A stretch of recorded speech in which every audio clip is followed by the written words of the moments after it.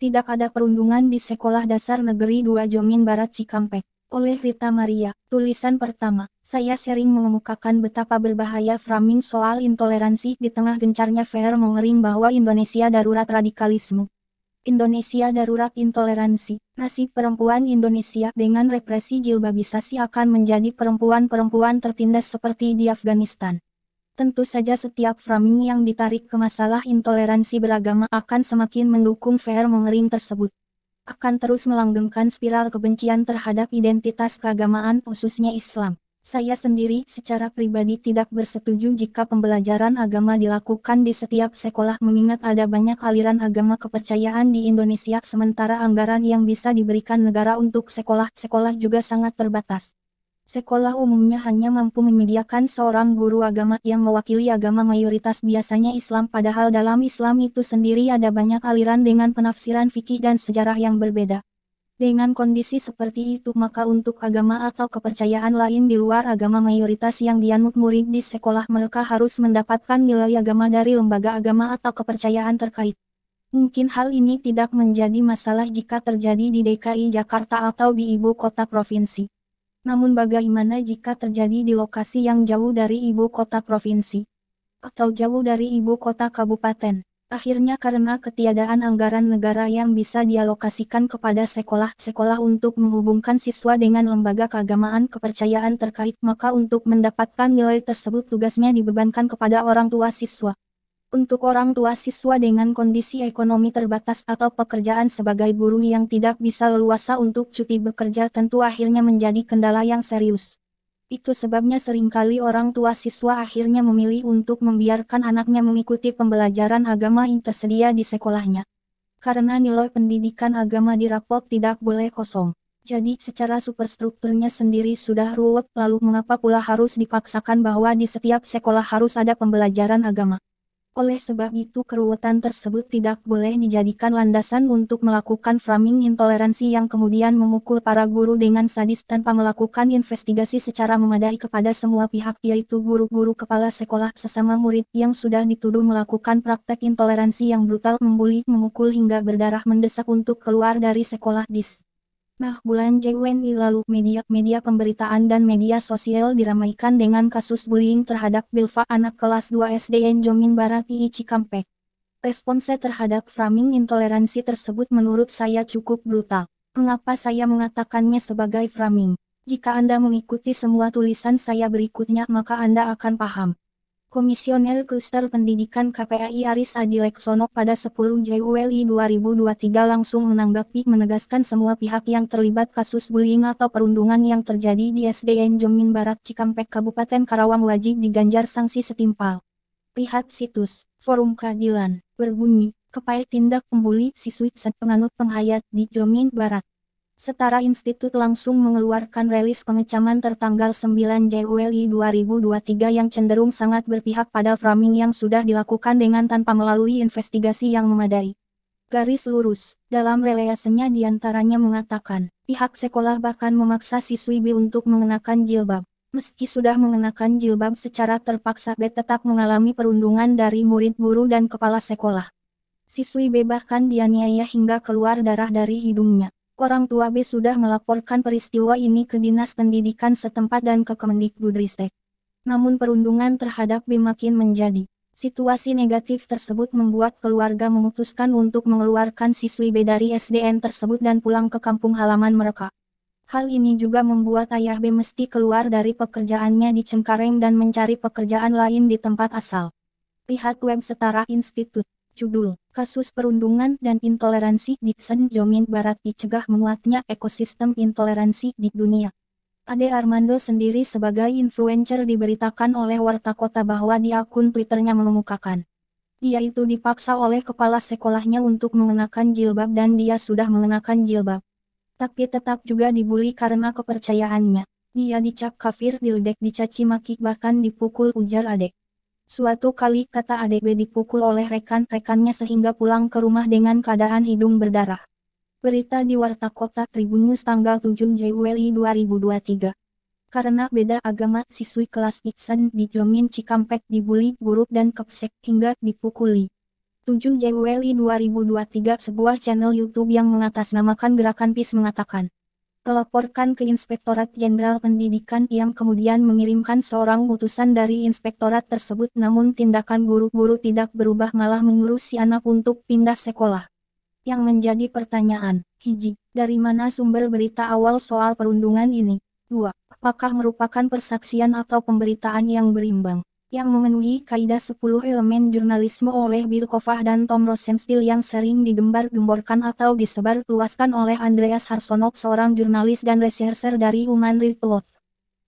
Tulisan kedua, soal berita yang dimetakan sebagai perundungan dan pemukulan terhadap Belva, anak kelas 2 SDN Jomin Barat 2, sebetulnya sudah menjadi perhatian saya sejak mendapatkan rilis pengumpulan donasi yang disebarkan oleh Andreas Harsono yang merupakan jurnalis dan researcher dari Human Rights Watch pada tanggal 29 Juni 2023. Yang kemudian ditangkap oleh Roger P. Silalahi dan dipublis di Sintesa News pada tanggal yang sama 29 Juni 2023, kemudian diunggah oleh akun Agama Adat Nusantara melalui TikTok. Adapun isi penggalangan solidaritas bantuan tersebut adalah sebagai berikut. Dengan hormat, saya hendak dorong solidaritas buat rekan kita Desta Romanasari dari Cikampek, Kabupaten Karawang. Dia sedang berjuang mempertahankan hak anaknya agar bisa sekolah tanpa perundungan, diskriminasi dan intoleransi. Putri sulung Desta, namanya Belva, dipaksa pakai jilbab sejak masuk SDN 2 Jomin Barat Cikampek pada Juli 2021. Desta, seorang kejawen, pernah kerja di Bandung dan Cikampek, kini bekerja di rumah guna rawat Belva dan adiknya. Desta kerap berkebaya sehari-hari sebagai bentuk kecintaan dan semangat menjaga budaya di Indonesia. Desta juga menolak jika putrinya wajib berjilbab di sekolah. Kini Belva sudah kelas 2 dan perundungan tak berhenti, bahkan ada kekerasan pada Jumat 2 Juni 2023. Anaknya dipukul di hidung. Desta menangis ketika telepon saya hari Jumat dan Sabtu tersebut.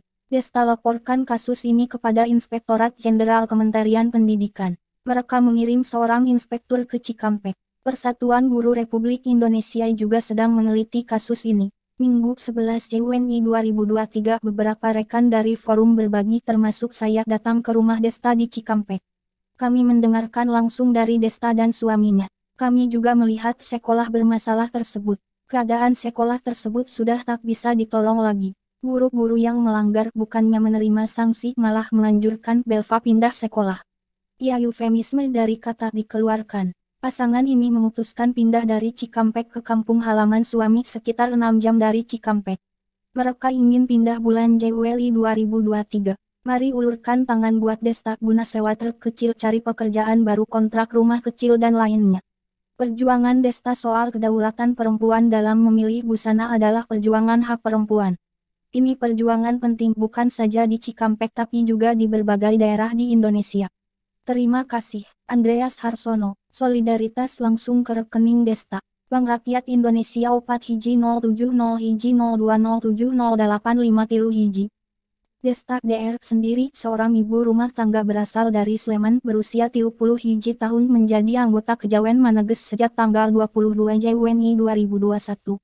Awalnya beragama Katolik, saat ini ia bersuamikan seorang lelaki berusia 30 tahun yang berasal dari Kabupaten Ciamis beragama Sunda wiwitan bernama Dede yang menjadi ayah sambung Belva. Dari wawancara yang dilakukan dengan seorang pangreksa utama pimpinan KM Provinsi Lampung, diketahui bahwa sebetulnya Desta sudah mengemukakan soal kasus anaknya di SDN Jomin Barat 2. Awalnya organisasi KM hendak membantu untuk datang ke rumah DR dan menemui guru-guru di sekolah.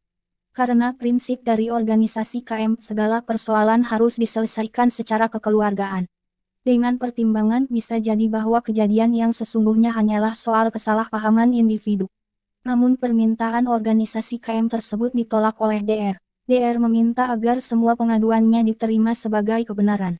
Tentu saja hal ini ditolak oleh pengurus KM sekaligus menimbulkan kecurigaan bagi pengurus KM. Dengan adanya keramaian yang dipicu oleh pemberitaan Sintesa News tersebut di atas disertai penggalangan dana, maka pengurus Kejawen Maneges pada 30 Juni 2023 mengeluarkan surat pemberhentian keanggotaan bernomor 07 DPP 6 2023 kepada Desta. Saya punya kopi suratnya.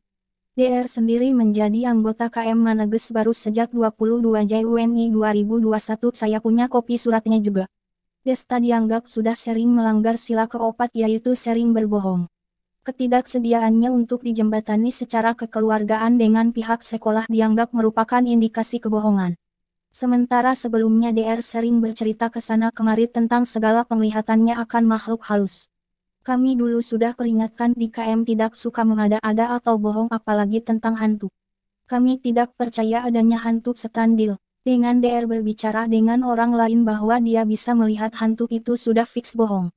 Karena semua itu tidak bisa dibuktikan.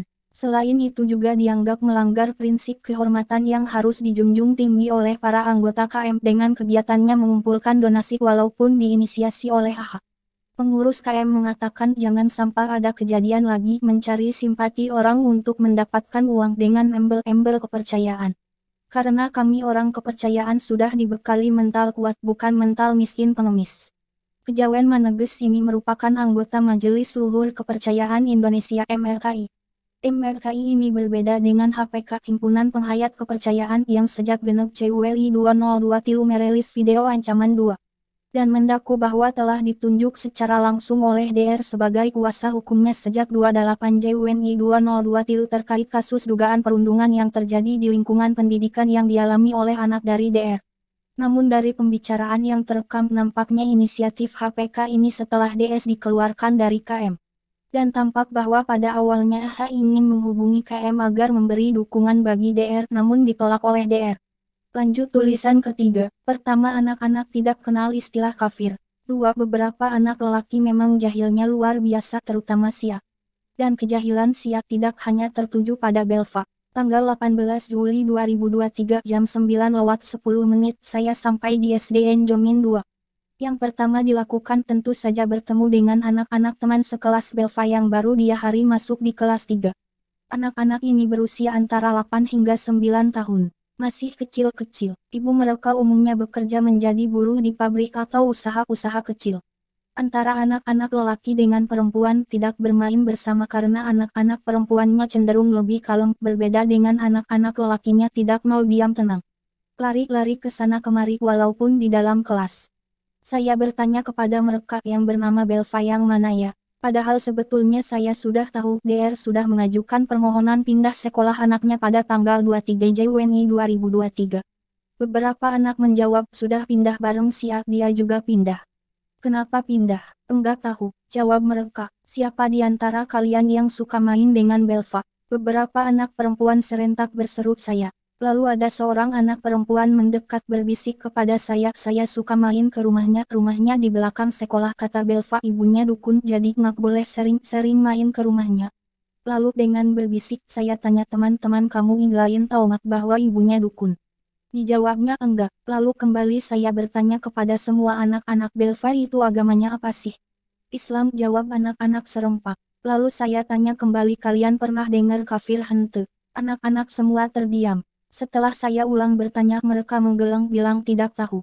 Tapi seorang anak menjawab kafir itu kan yang masuk neraka bu. Kenapa masuk neraka? Karena jahat. Jadi sesungguhnya anak-anak ini tidak tahu konsep kafir. Lalu aku tanya di sini siapa yang suka nakal? Maka yang ramai menjawab adalah anak-anak perempuan CF bu. Dia juga tuh bu. Tapi yang paling nakal sih Sia, sekarang dia sudah pindah. Emang nakalnya bagaimana? Suka nyembunyiin tas buku pensil penghapus anak-anak perempuan. Suka narik-narik baju, narik-narik jilbab sampai lepas terus diputar-putar dilemparkan kadang diinjak jadi kotor. Terus saya pulang dimarahi mamah jilbabnya kotor. Siapa saja yang suka diganggu oleh semua anak perempuan. Kalau Belva suka diganggu juga. Iya diumpetin tasnya ditarik-tarik jilbabnya. Si atuh paling sering memang narik-narik jilbab anak-anak perempuan bu. Ada yang pernah dipukul? Belva pernah dipukul? Enggak bu, paling suka dilempar penghapus. Apakah Belva saja yang suka dilempar penghapus? Enggak, semua anak perempuan di sini pernah dilempar penghapus sama A. Dalam kurung, jadi beberapa anak lelaki memang jahilnya luar biasa terutama Sia. Dan kejahilan Sia tidak hanya tertuju pada Belva. Lanjut ke tulisan keempat, titik.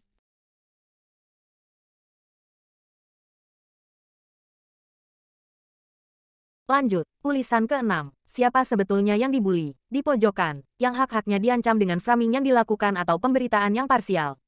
Oke, setelah melihat bekas kelas 2 kelas Belva, dilanjutkan dengan melihat-lihat berkas pendaftaran. Dari foto KTP, Saya mendapatkan informasi bahwa ayah Belva, bernama Dede berusia 30 tahun, lahir di Ciamis, dengan kolom agama dikosongkan. Dan ibu guru, mengatakan bahwa Dede mengaku beragama Sunda wiwitan. Sementara DR, ibu Belva berusia 31 tahun, lahir di Sleman, beragama Katolik. Kedua KTP beralamat Dusun Susuru Kabupaten Ciamis. Dari akta lahir Belva, diketahui bahwa Belva lahir di Bandung. Namun akta kelahiran dikeluarkan oleh Dinas Catatan Sipil Kabupaten Ciamis. Di sana tertulis bahwa ayah kandung Belva bernama Tony Priyatna. Jadi Dede bukan ayah kandung. Kemudian dari berkas pendaftaran tertanggal tanggal 21 Juli tahun 2020 yang ditandatangani oleh Dede, ayah sambung Belva, tertulis agama Belva adalah Islam. Hal ini saya tanyakan kepada ibu guru yang saat pendaftaran menangani proses pendaftaran. Kenapa di sini ditulis beragama Islam, Bu? J. Saat itu saya tanyakan ke ayahnya. Belva agamanya apa, Pak? Mau dituliskan Katolik, sama dengan mamanya. Soalnya di sistem, saat itu hanya tersedia 6 pilihan agama. Lalu saya jelaskan bahwa di sekolah hanya ada guru agama Islam. Jadi kalau ditulis Katolik, nanti Bapak harus meminta nilai ke lembaga terkait untuk diberikan ke kami. Nah, waktu itu, ayahnya bilang, ya sudah, tulis saja Islam, supaya tidak repot. Terus saya bilang, tapi nanti jadinya harus mengikuti pelajaran agama Islam, dan tiap Jumat pagi ada salat duha berjamaah. Lalu jawabnya, ya, tidak apa-apa, ya sudah, saya tuliskan saja agamanya Islam. Kasus seperti ini pernah terjadi juga, Bu. Seorang anak laki-laki, sekarang sudah lulus, orang tuanya beragama Konghucu, tapi karena orang tuanya tidak mau repot, ia dituliskan Islam dan mengikuti pelajaran agama Islam. Tidak ada ribut-ribut hingga lulus. Dan karena guru agama juga tahu soal ini, maka anak tersebut dikasih nilai sangat baik. Ya mau bagaimana, Bu? Nilai agama di rapot itu tidak boleh kosong. J. Guru agama, saya tidak menyangka ini akan jadi kasus besar. Karena selama ini tampaknya baik-baik saja, tak pernah ada protes soal agama. Belva kalau salat duha di sekolah, mukenanya suka ganti-ganti, artinya dia punya lebih dari satu mukena. Seorang guru perempuan berkata, saya tuh rasanya stres, Bu, mendengar bahwa kami guru-guru di sini akan dipecat. Sampai tidak bisa tidur. Masalahnya saya kan orang tua tunggal dengan 4 anak. Kalau saya dipecat, bagaimana saya ngasih makan anak-anak? Menyekolahkan mereka. Sedih saya, Bu. Iya, Bu. Selama libur sekolah. Jadi tidak tenang. Was-was. Soalnya ada ancaman-ancaman segala. Bahwa sekolah mau dirusak, lanjut seorang ibu guru lainnya. Saya dan beberapa ibu guru di sini punya akun medsos. Ditutup, Bu. Serem. Kami dicaci maki. Foto saya diposting sambil ditulisin radikal, teroris. Akun TikTok saja juga saya tutup. Padahal dari TikTok saya suka cari postingan-postingan untuk menjelaskan pengajaran. Membantu sekali untuk bahan saya mengajar anak-anak. Kepala sekolah sendiri, Ibu Julaiha, sebetulnya sedang berangkat berhaji dengan suaminya saat seluruh rangkaian pemberitaan heboh tersebut terjadi. Jadi aneh jika nama beliau juga disebutkan dalam beragam pemberitaan sebagai salah seorang pelaku kekerasan. Yuk, lanjut tulisan ke-7. Lanjut ke tulisan ke-7. DR dan tetangganya. Awalnya saya mendapat kabar di tanggal 7 Juli pagi bahwa DR akan pindah pada tanggal 13 Juli. Jadi saya merencanakan untuk ke Cikampek menemui DR pada tanggal 11 Juli untuk menemui DR sebelum pindah. Kemudian nanti pada 18 Juli akan ke Cikampek lagi untuk bertemu dengan anak-anak yang baru masuk sekolah setelah libur panjang dari tanggal 15 Juni hingga 16 Juli 2023. Namun kemudian di tanggal 7 Juli menjelang maghrib, saya mendapat kabar bahwa DR akan pindah malam itu juga. Ya sudah. Saya putuskan untuk mengagendakan kepergian ke SDN Jomin Barat 2 di tanggal 18 Juli saja. Saya ke sekolah Belva, diantar oleh suami, karena saya belum boleh menyetir sendiri dengan jarak terlalu jauh akibat cedera karena jatuh yang belum pulih 100%. Karena Google Map menunjukkan bahwa jarak Gadok, SDN Jomin Barat 2 Cikampek, adalah 123 km. Saya mengajak Neng Tatik Boots untuk menemani sebagai saksi. Sebetulnya, di tanggal 6 Juli 2023, saya mengajak 2 orang dari forum berbagi untuk ke sekolah tersebut saat anak-anak sudah masuk sekolah. Terserah tanggal berapa saja, asal di Wiko Mencing 17 Juli dengan menggunakan mobil pribadi saya. Namun yang satu orang tidak bisa karena sibuk dengan pekerjaannya. Sementara yang satu orang lagi ternyata rumahnya di Yogyakarta dan tidak ada acara di Jakarta. Jadi, ya sudah, saya mengajak Neng Tatik saja sebagai saksi. Nah Neng Tatiklah yang datang ke rumah kontrakan Desta alias DR, yang lokasinya memang persis di samping belakang sekolah. Rumah kontrakan tersebut ternyata berupa 2 buah rumah petak dengan halaman yang cukup banyak pohon hias yang dirawat cukup baik oleh pemilik rumah petak yang memang suka pohon hias. Penampakannya persis sama dengan foto yang dibagikan oleh seorang anggota forum berbagi saat mengunjungi dokter di hari Minggu tanggal 11 Juni tahun 2023. Dokter menempati rumah yang lebih kecil dengan sewa rep, 500.000 per bulan. Sementara rumah petakan lainnya berukuran lebih besar dengan sewa rep. 600.000 per bulan. Menurut pemilik rumah kontrakan, awalnya petakan yang lebih besar tersebut diisi oleh sepasang pengantin baru. Namun kemudian pindah karena sang istri merasa takut akibat DR sering bilang bahwa di pojokan depan petakan yang disewanya banyak dedemit. Akhirnya kontrakan tersebut sempat kosong beberapa waktu, dan kemudian diisi lagi dengan sepasang suami istri yang sudah memiliki anak. Kepada istri pengisi baru rumah kontrakan tersebut, dokter juga sering mengatakan hal serupa, bahwa rumah petakannya dan halaman pojokannya dihuni oleh banyak dedemit. Namun penghuni baru ini rupanya cukup kendel. Dia bukannya takut, malah marah, sehingga terjadi keributan di antara mereka. Setelah saya amati beberapa foto DR dan DD di medsos, saya menduga bahwa dokter memang berkepentingan bahwa rumah petakan sebelahnya tetap kosong. Karena jika kosong, dokter dan DD bisa dengan leluasa menggunakan halamannya untuk spot foto dengan busana kemben kebaya, untuk kemudian diposting di sosial media. Lanjut ke tulisan ke-8. Tulisan ke-8, labelisasi parsial. Karena pada tanggal 6 Juli 2023, saya mendapatkan rilis tertanggal 5 Juli 2023, dari salah seorang anggota forum berbagi, yang dinyatakan sebagai notulensi hasil rapat dari pihak-pihak yang melakukan investigasi ke lapangan. Maka saya menghubungi pihak-pihak yang disebutkan di notulensi tersebut, juga pihak yang datang untuk melakukan investigasi klarifikasi yang dilakukan di tanggal 14 Juni tahun 2023. Saya mendapatkan video lengkap dari proses klarifikasi tersebut di tanggal 10 Juli 2023, di mana yang memimpin proses klarifikasi adalah Pak Pipit dari Irjen Pendidikan. Saya simak videonya, bahwa klarifikasi tersebut dilakukan dengan sangat baik, cara bertanyanya sangat baik, tidak leading sama sekali. Dari video tersebut, juga disimpulkan bahwa tidak terjadi pembulian intoleransi agama. Guru menyatakan bahwa anaknya, Belva, ini cengeng dan pengadu. Ketika saya kemukakan soal ini ke seorang anggota forum berbagi, beliau mengatakan, hal itu kurang pas, jadi framing anak cengeng jadi digoda. Padahal sudah terjadi. Tulisan ke-9, pernyataan pejabat dari instansi yang melakukan verifikasi. Saya juga melakukan wawancara kepada Pak Mustofa Korwil, yang ikut serta dalam Zoom meeting di tanggal 5 Juli 2023. Beliau berkomentar, tadinya saya kira dengan adanya utusan dari Irjen dan Kemenko PMK dan pertemuan melalui Zoom meeting akan meredakan dan menyelesaikan masalah. Ternyata malah makin meluas. Kayaknya ada penambahan-penambahan di luar kejadian yang sebenarnya dengan harapan orang merasa iba kepadanya. Yang saya katakan saat Zoom meeting bahwa masalah ini tidak seseram apa yang dilaporkan. Apalagi sampai Belva dipukul sampai berdarah itu tidak benar. Guru juga sempat menegur ketika Belva mengadu kepada gurunya karena siswa tersebut tidak ada luka. Malah bentol juga enggak, maka guru menyuruh untuk melanjutkan pekerjaan siswa. Kemudian, terkait adanya perlakuan intoleransi, masalah pemaksaan menggunakan kerudung juga tidak benar, apalagi masalah agama. Kemudian terkait masalah aturan berpakaian untuk siswa, saya mohon kepada pihak terkait agar hal itu disosialisasikan.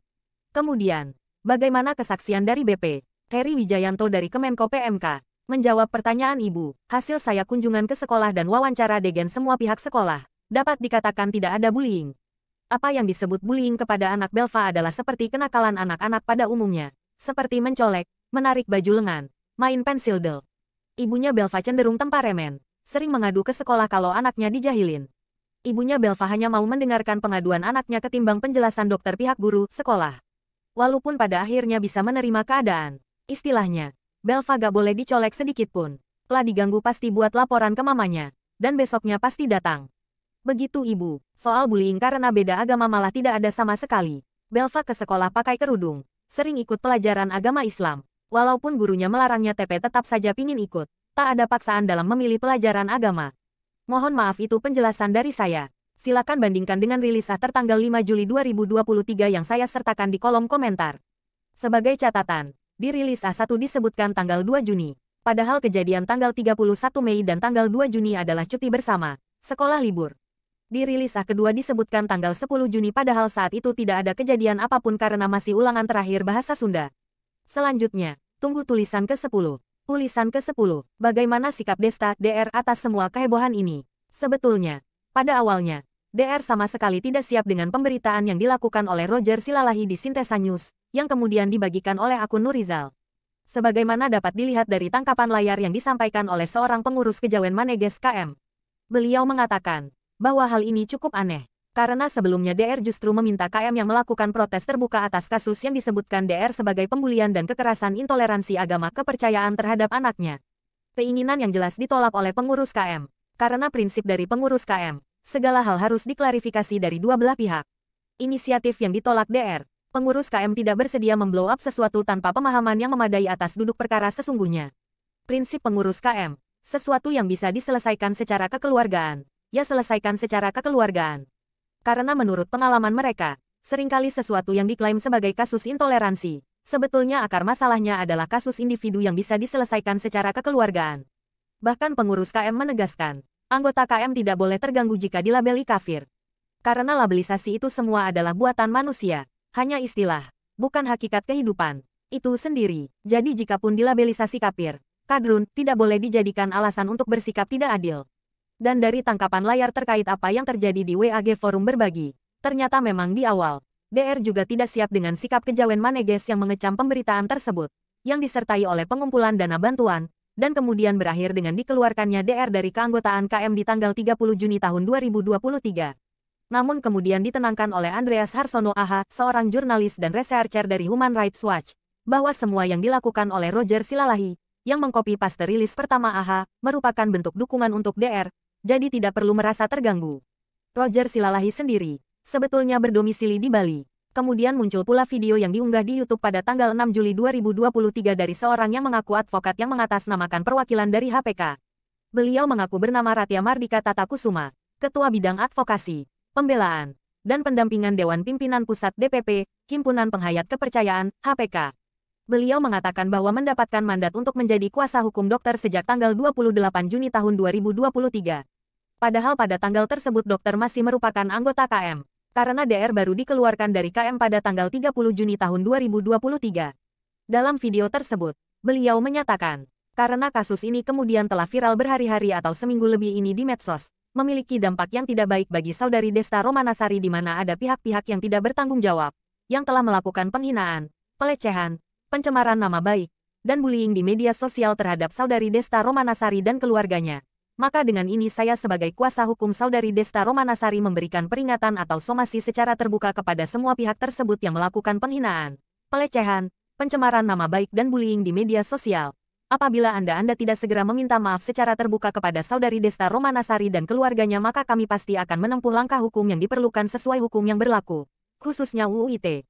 Semua bukti-bukti, komentar, percakapan, di medsos, baik di kolom komentar Facebook, atau di WhatsApp grup telah kami kumpulkan, yang pada saatnya nanti akan kami gunakan, ketika kami menempuh langkah hukum.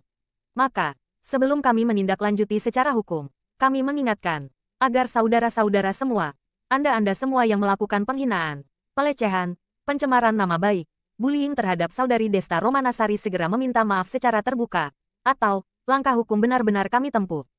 Video tersebut memposisikan DR sebagai pihak yang dibully. Benar. Dukungan mengalir deras kepada DR, tidak hanya dari media-media, tetapi juga termasuk dari Ade Armando dan Setara Institute, bahkan juga dari KPAI. DR mendapatkan dukungan bantuan donasi dan pujian-pujian sebagai perempuan tangguh, bahkan digelari sebagai wanita perkasa Nusantara oleh seorang tokoh HPK. Sebagai gantinya, kecaman, pembulian bahkan ancaman mengalir deras kepada guru-guru SDN Jomin Barat II. Termasuk labelisasi radikal kepada anak-anak teman Belva dan orang tua mereka.